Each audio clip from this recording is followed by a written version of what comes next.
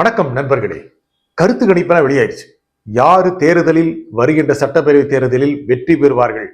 Hyderabad paste நிறுவனம் ஒண்ணு என்ன பண்ணிருக்கு அப்படின்னா, இப்போ செய்யப்பட்ட கருத்து கணிப்புல தமிழ்நாட்டில் திமுக தான் இன்னைக்கு இருக்க நிலைமையில முன்னணியில் இருக்கு.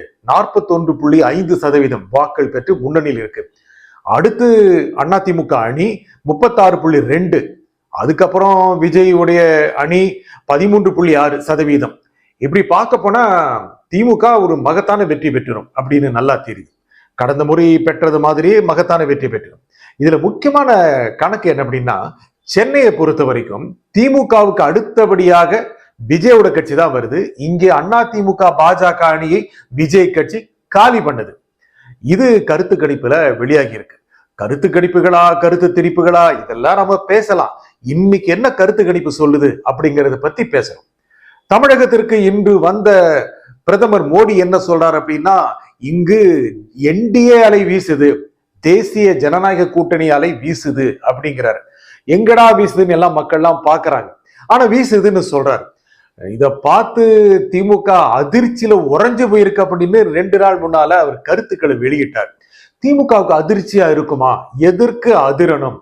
இன்று முழங்கின எடப்பாடி பழனிசாமி என்ன சொன்னாரு? திமுக ஆட்சியை வீட்டுக்கு அனுப்பும் நேரம் வந்து விட்டது. மேடைக்கு மேடம் முழங்குறாருங்க. ஆனா கருத்து கணிப்பு அதை சொல்லலையே. இதில் என்ன கவனிக்க வேண்டிய விஷயம் அப்படின்னா, தமிழகம் முழுக்க நடத்தப்பட்ட இந்த ஆய்வை பொறுத்த வரைக்கும் திமுகவுக்கு 41.5 சொல்றாங்க. கடந்த தேர்தலை விட இது குறைவு. கவனிக்க வேண்டிய விஷயம்.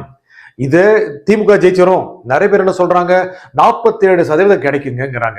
சில பேர் என்ன சொல்றாங்க, தனியா பேட்டி கொடுத்தாங்க. எனக்கு பேட்டி கொடுத்த தலைவர்கள் இருக்காங்க, அரசியல் விமர்சகர்கள். பொன்ராஜ் கொடுத்தாரு, ரவீந்திரன் துரைசாமி கொடுத்தாரு. இவங்கெல்லாம் என்ன சொல்றாங்கன்னா 50% அளவுக்கு வந்துருங்க, 200 சீட்டு வந்துருன்னு சொல்றாங்க. அவங்க விருப்பமா இல்ல அவங்களுடைய கணிப்பாங்கிறது அது தனிப்பட்ட விஷயம். ஆனா இந்த கருத்து கணிப்பு என்ன சொல்லுதுன்னா 41.5 தான் திமுக அணிக்கு வரும் அப்படின்னா, கடந்த முறை வந்த அளவுக்கு தான் வரும். கிட்டத்தட்ட கடந்த அளவுக்கு எவ்வளவு சீட்டு ஜெயிச்சாங்க? அணி சேர்த்து ஒரு 150 சீட் ஜெயிச்சாங்க.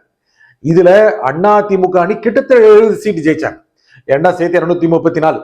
இதுல அந்த கடந்த முறை வந்த அளவுக்கு தான் திமுக வரும் அப்படின்னா, திமுக செய்கின்ற பல்வேறு நலத்திட்டங்கள், நடத்துகின்ற மிகப்பெரிய மெகா மாநாடுகள், அதில் வருகின்ற அனைவருக்கும் கொடுக்கின்ற பிரியாணி பொட்டலங்கள், இது எல்லாத்தையும் தாண்டி 41.5 தானா அப்படின்னு நிச்சயமாக திமுக சார்பாளர்களுக்கு கொஞ்சம் ஏமாற்றம் இருக்கும். ஏன்னா எல்லாரும் 200 கணக்கு போடுறாங்க.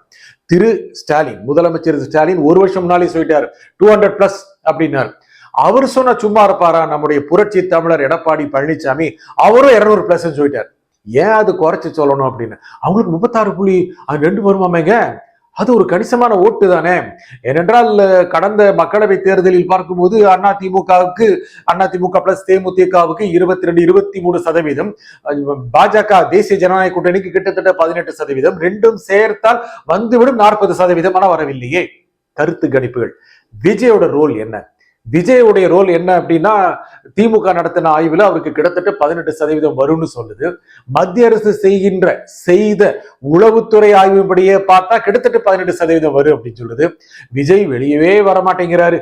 வெளியே வந்து ஒரு ரவுண்ட் அடிச்சானே 5% மேல வந்துடும். அப்ப 23 வந்துடும். தேர்தல் அறிவிக்கப்பட்டு பிரச்சாரம் என்றால் துவங்கும் என்றால் அப்படின்னு ஆச்சு அப்படின்னா விஜயோட தாக்கம் அதிகமாயிரும் போல இருக்கு.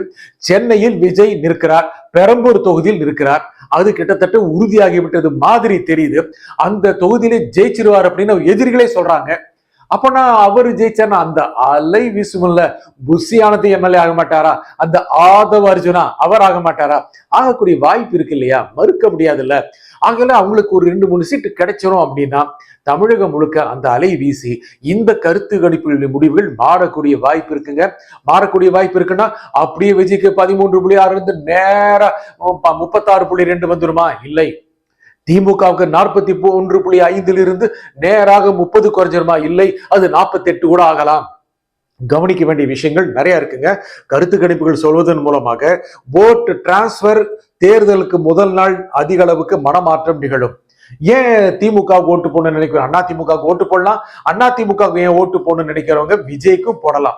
இது மிகப்பெரிய அளவுக்கான முடிவுகள் இருக்கும். ஏனென்றால் வாக்கு செலுத்துபவர்களில் ஓட்டு போடுறாங்களே அவங்க அவங்கள கிட்டத்தட்ட 8% பேர் முதல் நாள் தான் டிசைட் பண்றாங்க. சில பேர் அங்க போய் ஓட்டு போறதுக்கு முன்னால மாத்தி குத்திட்டு வந்துருவாங்க. இதெல்லாம் நடக்குதுங்க. இதெல்லாம் ஆய்வு பூர்வமாக முடிவு செய்யப்பட்டது. இன்னைக்கு எல்லாம் சொல்ல மாட்டாங்க. நீங்க மைக் நீட்டினா உதயசூரியன்பாங்க, மைக் நீட்டினா ரெட்டலம்பாங்க, மைக் நீட்டினா பிகில் விசில் அப்படின்னு சொல்லுவாங்க. கடைசியில் போய் யாருக்கு போடுவாங்கன்னு தெரியல. அந்த 8% வாக்காளர்கள் தேர்தல் முடிவை நிர்ணயிக்கக்கூடிய அளவுக்கு சக்தி மிக்கவர்களாக இருப்பார்கள். இன்னைக்கு கணக்குல பார்க்கும்போது திமுகவுக்கு வெற்றி நிச்சயங்கிற மாதிரி தெரியுது. ஆனால் தாவேகாவுடைய பணி இருக்கு இல்லையா, டார்க் ஹார்ஸ் சொல்லுவாங்க, சைலண்டா இருக்கும், சைலண்ட் கில்லரா இருப்பாங்க, வெளியே சொல்ல மாட்டாங்க. கூட்டம் கூட்டமா வருது விஜய்க்கு கூட்டம், அது அப்படியே ஓட்டா மாறுவன்னு எல்லாரும் கேட்கறாங்க. நிறைய பேர் கேட்கறாங்க, அது ஓட்டெல்லாம் மாறாதுங்கிறாங்க. அவங்களே ஓட்டு போட்டா கூட வராதுங்க 20 லட்சம் அப்படின்னு ஒரு அரசியல் விமர்சகர் எங்கிட்ட இன்னைக்கு சொன்னாரு. ஆனா நான் என்ன கேட்கிறேன் அப்படின்னா, வந்தவங்க ஓட்டு போட்டா சரி 20 லட்சம், வராதவங்க ஓட்டு போட்டா இந்த வந்தவங்க மட்டும்தான் ஓட்டு போடுவாங்களா விஜய்க்கு? இல்லையும் வாய்ப்பு இருக்கு இல்லையா? திமுக ஒரு பெரிய கட்டமைப்பு கொண்ட கட்சிங்க, அண்ணா திமுக ஒரு கட்டமைப்பு கொண்ட கட்சிங்க. அவங்களுடைய ஓட்டு சதவீதத்தை கிட்டத்தட்ட அவங்க தீர்மானிக்க முடியும். அந்த 8% என்ன முடிவு பண்ணுவார்கள் அப்படி இருக்காங்க இல்லையா, அவங்கள தான் ட்ராக் பண்றது கஷ்டம். நம்ம இன்னைக்கு போன்லயே எவ்வளவோ ட்ராக் பண்றோம், பஸ்ஸை ட்ராக் பண்றோம், ஃபுட் டெலிவரி பர்சனை ட்ராக் பண்றோம். ஓட்டர்ஸை ட்ராக் பண்றது ரொம்ப கஷ்டங்க, மைண்டுக்குள்ள நுழையவே முடியாது. ஆமா ரெட்டலமா அவங்க போய் எங்கே ஓட்டு போடுவாங்கன்னு சொல்ல முடியாது, ஆமா விசில் தான் ஊதுவாங்க எங்கே போய் ஓட்டு போடுன்னு சொல்ல முடியாது, உதயசூரியன் உதிக்கட்டுமாங்க எங்கே ஓட்டு போடுவாங்கன்னு சொல்ல முடியாது. இதெல்லாம் தேர்தல் சமயத்துல மாறக்கூடிய வாய்ப்பு இருக்கு. இன்னைக்கு கணக்கில் சென்னையை பொறுத்த வரைக்கும் திமுக நம்பர் 1 இருக்கு, தாவேக நம்பர் 2 இருக்கு, அண்ணா திமுக நம்பர் 3 இருக்கு. இனி எந்தெந்த ஊர்களை இது பிரதிபலிக்க வாய்ப்பு இருக்கு? கோவையிலையா, கன்னியாகுமரி ஒரு வளமான இடம், விஜய்க்கான இடம். அதே மாதிரி அண்ணா திமுக பலமாக இருந்து பலவீனம் அடைந்த தென் மாவட்டங்கள் விஜய்க்கு பலமான இடங்களாக கருதப்படுகிறது. முக்கியமாக டெல்டா பகுதிகளில் இன்றும் விஜய் 3ஆம் இடத்தில் இருந்தாலும் கருத்து கணிப்புப்படி வருகின்ற நாட்டில் அவர் 2ஆம் இடம் வந்து முதலிடம் வரக்கூடிய வாய்ப்புகள் இருக்கு. மிகப்பெரிய வெற்றி பெறுவாரா என்பதை நாங்கள் எந்த உறுதி கூற முடியாது. ஆனால் இந்த 2 கட்சிகளுடைய வெற்றிகளை பாதிக்கக்கூடிய அளவுக்கு சக்தி மிக்கவராக விஜயோடைய கட்சி மாறக்கூடிய வாய்ப்பு இருக்குங்க. இந்த கருத்து கணிப்பு ஒரு முக்கியமான எச்சரிக்கை. ஏனென்றால் தேர்தல் அறிவிப்பு வந்துருச்சு அப்படின்னா கருத்து கணிப்பு நடத்தக்கூடாது, வெளியிடக்கூடாது, யார் ஜெயிப்பாங்கன்னு சொல்லவும் கூடாது. இப்ப 15ஆம் தேதி தேர்தல் தேதி அறிவிக்கப்படும். அதுக்கப்புறம் தேர்தல் நடக்கிற நாள் வரைக்கும் இல்ல முடிவுகள் வர நாள் வரைக்கும் யார் ஜெயிப்பாங்கன்னு சொல்லக்கூடாது.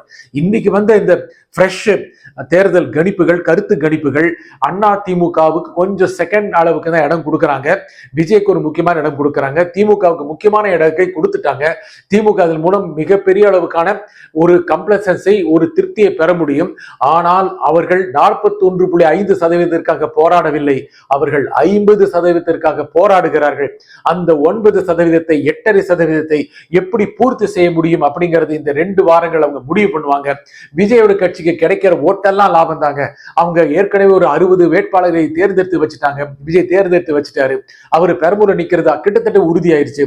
இதெல்லாம் வச்சு பார்க்கும்போது சென்னையில் ஒரு பெரிய அளவுக்கு அதிர்வலை கொடுப்பாங்க. மற்ற நகர்களிலும் நோக்கத்தை வைத்திருக்காங்க.